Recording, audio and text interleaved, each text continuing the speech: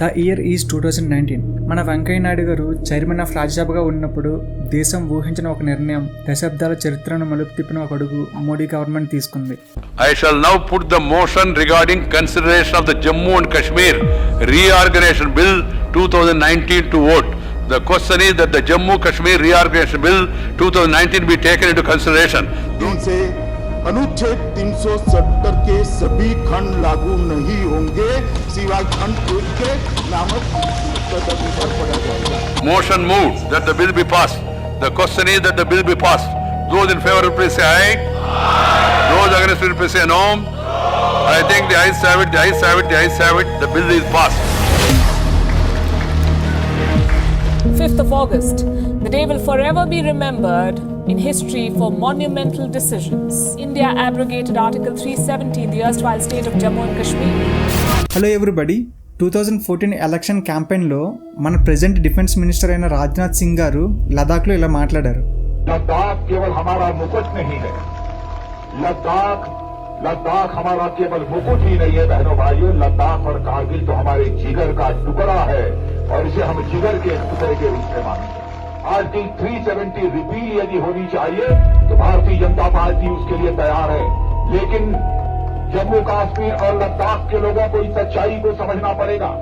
यदि लद्दाख को union territory का स्टेटस यदि नहीं मिल पा रहा है तो आर्टिकल 370 ही उसके लिए जिम्मेदार है.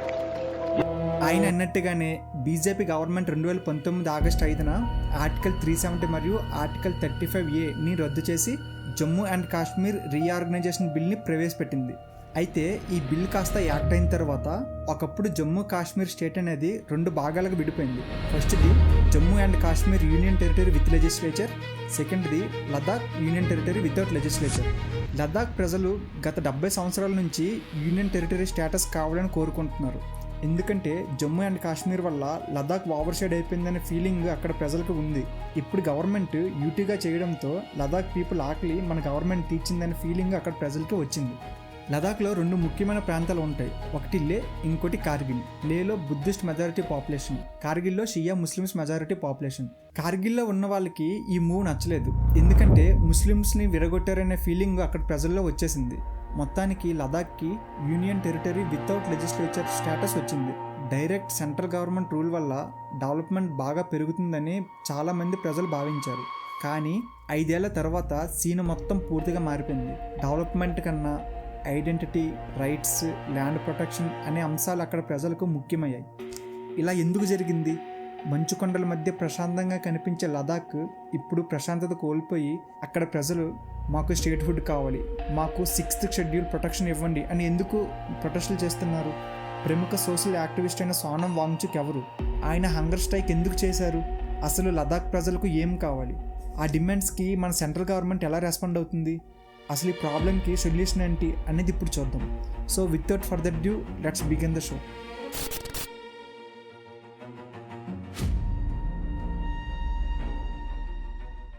(2019) తర్వాత లద్దాఖ్కి ఉన్న హోదా ఏంటంటే యూనియన్ టెరిటరీ వితౌట్ లెజిస్లేచర్.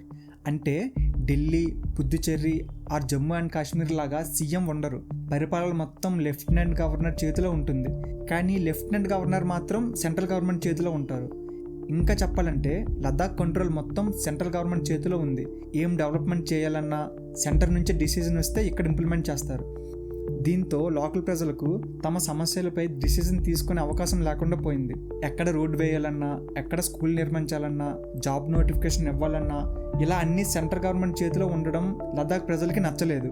2019కు ముందు జమ్మూ అండ్ కాశ్మీర్ అసెంబ్లీలో లదాఖ్కి 4 సీట్లు ఉండేవి. అప్పుడు వాళ్ళ వాయిస్ బయట పెట్టడానికి జమ్మూ అండ్ కాశ్మీర్ అసెంబ్లీ ఉండేది. కానీ ఇప్పుడు ఏమీ లేకుండా పోవడంతో ప్రజలను పట్టించుకోవడం లేదు అనే ఫీలింగ్ వచ్చేసింది. దానితో మమ్మల్ని మేమే పరిపాలించుకుంటాము, మాకు స్టేట్ హుడ్ కావాలని ప్రజలు నిరసనలు చేశారు. స్టేట్ హుడ్తో పాటు లదాఖ్ ప్రజలు మరో ఒక మేజర్ డిమాండ్ చేస్తున్నారు. అదే 6th షెడ్యూల్. 6th షెడ్యూల్ అనేది special constitutional provision. North eastern స్టేట్స్లో ఇది ట్రైబల్ ఏరియాస్కి అటానమీ అండ్ సెల్ఫ్ గవర్నెన్స్ని ప్రొవైడ్ చేస్తుంది. 6th షెడ్యూల్లో మొత్తం 4 స్టేట్స్ ఉన్నాయి. అవి ఏంటంటే Assam, Meghalaya, Mizoram and Tripura. 6th schedule ఎలా పనిచేస్తుందంటే ప్రతి స్టేట్కి ఏడీసీ అంటే అటానమస్ డిస్ట్రిక్ట్ కౌన్సిల్స్ ఉంటాయి. అయితే ఈ ఏడీసీస్లో మ్యాక్సిమం వాళ్ళ స్టేట్ మెంబర్సే ఉంటారు. ఈ అటానమస్ డిస్ట్రిక్ట్ కౌన్సిల్స్కి ల్యాండ్, ఫారెస్ట్, అగ్రికల్చర్, మళ్ళీ విలేజ్ పరిపాలన వంటి అంశాల మీద చట్టాలు చేసుకునే పవర్ ఉంటుంది. ఇవి కొన్ని లోకల్ ట్యాక్సెస్ కలెక్ట్ చేసి లోకల్ గవర్నెన్స్ని మేనేజ్ చేస్తాయి. అలాగే స్థానిక ప్రజల యొక్క కస్టమ్స్ అండ్ ట్రెడిషన్స్ కూడా ప్రొటెక్ట్ చేస్తాయి. అంటే సింపుల్గా చెప్పాలంటే 6th షెడ్యూల్ అనేది ఒక మినీ సెల్ఫ్ గవర్నమెంట్ సిస్టమ్ లాంటిది. ఇది ట్రైబల్ మరియు ఇండిజినస్ ప్రజలకు స్టేట్లోనే స్వయం పరిపాలన ఇచ్చే విధానం. ఇప్పుడు లదాఖ్ 6th షెడ్యూల్ ఎందుకు అడుగుతుందో చూద్దాం. 2019లో ఆర్టికల్ 370 రివోక్ అయింది. అప్పటి నుంచి లదాఖ్ ఒక యూనియన్ టెరిటరీగా మారింది, కానీ లెజిస్లేచర్ లేదు. దీనితో స్థానిక ప్రజల యొక్క పొలిటికల్ వాయిస్ ఆల్మోస్ట్ డిసపియర్ అయిపోయింది. 6th షెడ్యూల్ వస్తే అటానమస్ డిస్ట్రిక్ట్ కౌన్సిల్స్కి పవర్ వస్తుంది. డిసిజన్స్ ఢిల్లీ నుంచి కాదు, లదాఖ్ నుంచే తీసుకోవచ్చు. సెకండ్ది ప్రొటెక్షన్ ఫర్ ట్రైబల్ ఐడెంటిటీ. లదాఖ్లో 97% జనాభా షెడ్యూల్ ట్రైబ్సే. 6th షెడ్యూల్ అనేది వాళ్ళ ఐడెంటిటీని ప్రొటెక్ట్ చేయగల కాన్స్టిట్యూషనల్ వెపన్ లాంటిది. యూనియన్ టెరిటరీ అయిన తర్వాత అవుట్ సైడర్స్ ల్యాండ్ కొనొచ్చు, లోకల్ జాబ్స్ అప్లై చేయొచ్చు. ఇది లోకల్ ప్రజల్లో ఒక ఫియర్ క్రియేట్ చేసింది, మా ల్యాండ్ మా జాబ్స్ పోతాయేమో అనేసి. 6th షెడ్యూల్ వస్తే ట్రైబల్ కౌన్సిల్స్కి రైట్ ఉంటుంది కదా, ఎవరు ల్యాండ్ కొనాలి ఎవరు కొనకూడదని. సో వాళ్ళే డిసైడ్ చేసుకుంటారు ఏం చేయాలనేది. మూడోది ఎన్విరాన్మెంటల్ ప్రొటెక్షన్. లదాఖ్ ఒక హిమాలయన్ డెజర్ట్. ఇక్కడ చాలా సెన్సిటివ్ ఎకోసిస్టమ్ ఉంది.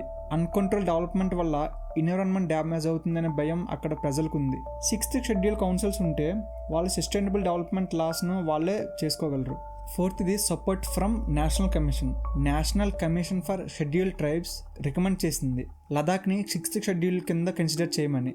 ఈ నేషనల్ కమిషన్ ఫర్ ఎస్టీ అనేది కాన్స్టిట్యూషనల్ బాడీ, కానీ సెంటర్ ఇంకా రెస్పాండ్ కాలేదు. లదాఖ్ ప్రజల పోరాటం కేవలం ఈ 2 డిమాండ్లతో ఆగిపోలేదు. ఇంకా 2 కీలక ఇష్యూస్ కూడా ఉన్నాయి. అవేంటంటే, మొదటిది లదాఖ్ పబ్లిక్ సర్వీస్ కమిషన్. ప్రస్తుతం లదాఖ్కి సొంత పిఎస్సి లేదు.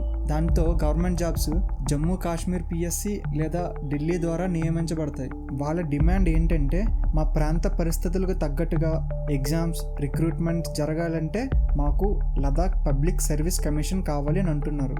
రెండవది 2 లోక్సభ సీట్స్. ప్రస్తుతం లదాఖ్కి కేవలం 1 లోక్సభ సీటు ఉంది.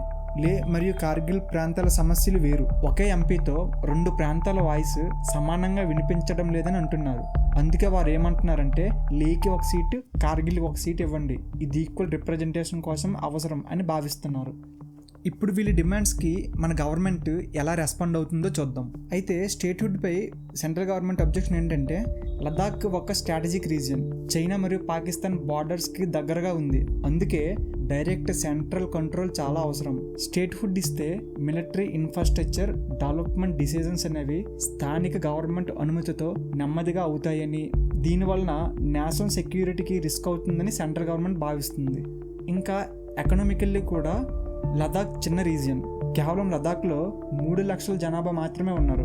ఇంటర్నల్ రెవెన్యూ తక్కువ, కానీ స్టేట్హుడ్ ఇస్తే అడ్మినిస్ట్రేషన్ కాస్ట్ చాలా ఎక్కువ అవుతుంది. కాబట్టి ఫైనాన్షియల్లీ సెల్ఫ్ సఫిషియెంట్ స్టేట్గా నడపడం చాలా కష్టమని సెంట్రల్ భావిస్తుంది. సెకండ్ది 6th షెడ్యూల్పై సెంట్రల్ ఏమంటుందో చూద్దాం. 6th షెడ్యూల్ కాన్స్టిట్యూషన్లో కేవలం నార్త్ ఈస్టర్న్ స్టేట్స్కి మాత్రమే వర్తిస్తుంది. అంటే అస్సాం, మేఘాలయ, త్రిపుర అండ్ మిజోరం. లదాఖ్ను 6th షెడ్యూల్లో చేర్చాలంటే కాన్స్టిట్యూషనల్ అమెండ్మెంట్స్ చేయాలి. ఇది చాలా లెంతీ ప్రాసెస్. మరో కారణం ప్రెసిడెంట్ రిస్క్. అంటే ఒకేసారిగా లదాఖ్కి 6th షెడ్యూల్ ప్రొటెక్షన్ ఇస్తే ఇండియాలోని ఇతర ట్రైబల్ రీజియన్స్ కూడా డిమాండ్ చేస్తాయి. దీనివల్ల ఫెడరల్ స్ట్రక్చర్ ఇంబ్యాలెన్స్ అవుతుందని సెంటర్ భావిస్తుంది.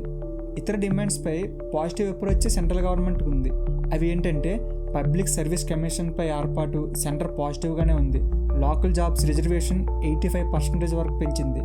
అందులో ట్రైబల్ కోటా 80% చేశారు. ఇంకా లదాఖ్ అటానమస్ హిల్ డెవలప్మెంట్ కౌన్సిల్కి కూడా ఎక్కువ పవర్స్ ఇవ్వాలని సెంటర్ ప్లాన్ చేస్తుంది. 2 లోక్సభ సీట్స్ విషయానికి వస్తే డీలిమిటేషన్ సమయంలో కన్సిడర్ చేస్తామని చెప్తున్నారు.